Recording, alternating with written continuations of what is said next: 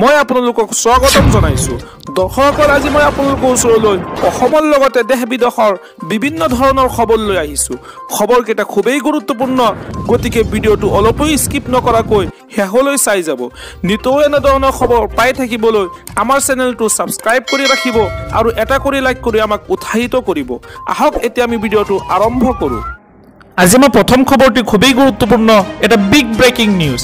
Scooty Orunodoi 40,000 টকাৰ পৰা তেল ভৰাবলৈ মাহে 500 টকাকৈ দিব মুখ্যমন্ত্ৰী ডক্টৰ হিমন্ত বিশ্ব শৰ্মাই।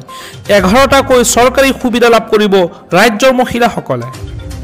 এতিয়াৰে পৰা মহিলাসকলক তেল ভৰাবলৈ মাহে 500 টকাকৈ প্ৰদান কৰিব চৰকাৰে। ৰাজ্যৰ হাজাৰ হাজাৰ মহিলালৈ নতুন ঘোষণা মুখ্যমন্ত্ৰী ডক্টৰ হিমন্ত বিশ্ব শৰ্মাৰ।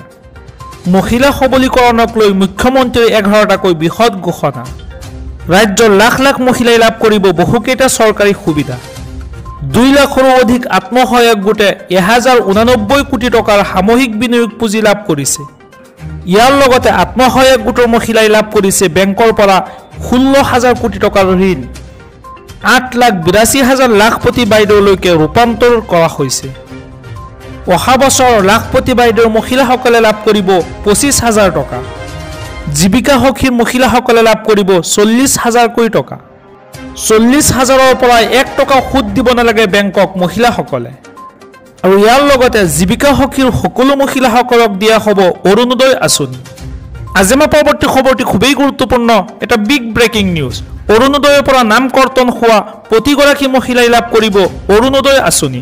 মুখ্যমন্ত্ৰীৰ ডাঙৰ ঘোষণা, DC অফিচলৈ নোযোৱাকৈ লাভ কৰিব এই ধনৰাশি। হয় দৰ্শকসকল, অৰুণোদয়ৰ পৰা নাম কৰ্তন হোৱা প্ৰতিগৰাকী মহিলাসকলক দিয়া হ'ব অৰুণোদয় আঁচনি। প্ৰপত্ৰ পূৰণ কৰি পোনপটীয়াকৈ ASLRMত পঠিয়াই দিলেই লাভ কৰিব অৰুণোদয়ৰ ধন। ৰাজ্যৰ প্ৰতিগৰাকী জীৱিকা সখীয়ে লাভ কৰিব অৰুণোদয় আঁচনি। যিসকল মহিলাৰ নাম অৰুণোদয় 3.0ত অহা নাছিল, সেইসকল মহিলাই ডাইৰেক্টলি অৰুণোদয় আঁচনি পাব। মহিলাসকলে অৰুণোদয় আঁচনিৰ বাবে যাব নালাগে কোনো ধৰণৰ DC অফিচলৈ, আৰু ইয়াৰ বাবে কাকো খাতিৰো কৰিব নালাগে। ৰাজ্যৰ প্ৰতিজন দুখীয়া মহিলাসকলে পোনপটীয়াকৈ লাভ কৰিব এই অৰুণোদয় আঁচনি। প্ৰতি মাহে 1250 টকাকৈ প্ৰতিগৰাকী মহিলাই পাই থাকিব। গেছ কিনিলে আৰু 250 টকা লাভ কৰিব। মহিলা উদ্যমিতা আঁচনি 15,000 টকা পাবই।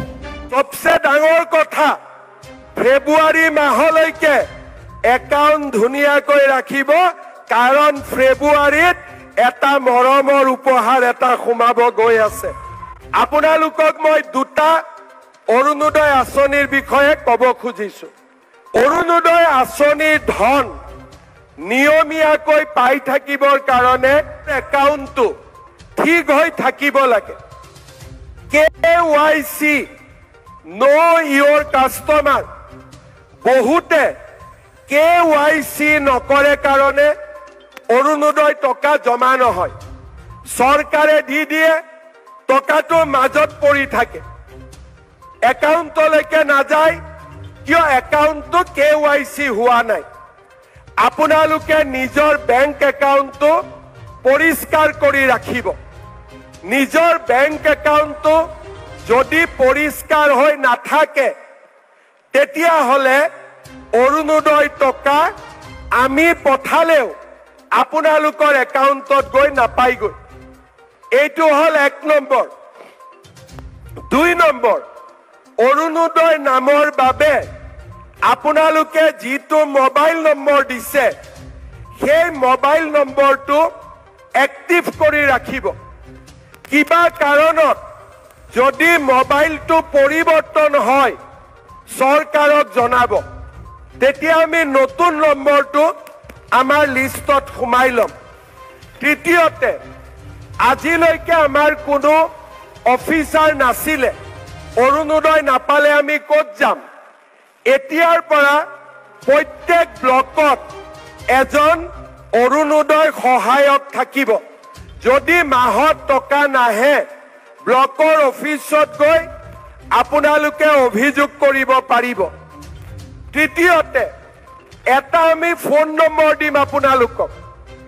যদি ব্লকত যাবৰ কাৰণেতো কষ্ট হ'ব গাঁৱৰ পৰা, এই ফোন নম্বৰটোতো আপোনালোকে ফোন কৰি ক'ব পাৰিব যে মোৰ নাম অমুক, মই অৰুণোদয় পাই আছিলো, যোৱা মাহত অৰুণোদয় টকা সোমোৱা নাই, তেতিয়াহ'লে আমি লগে লগে এই অৰুণোদয় একাউণ্টটো চেক কৰি আপোনালোকক ঠিক কৰি দিম।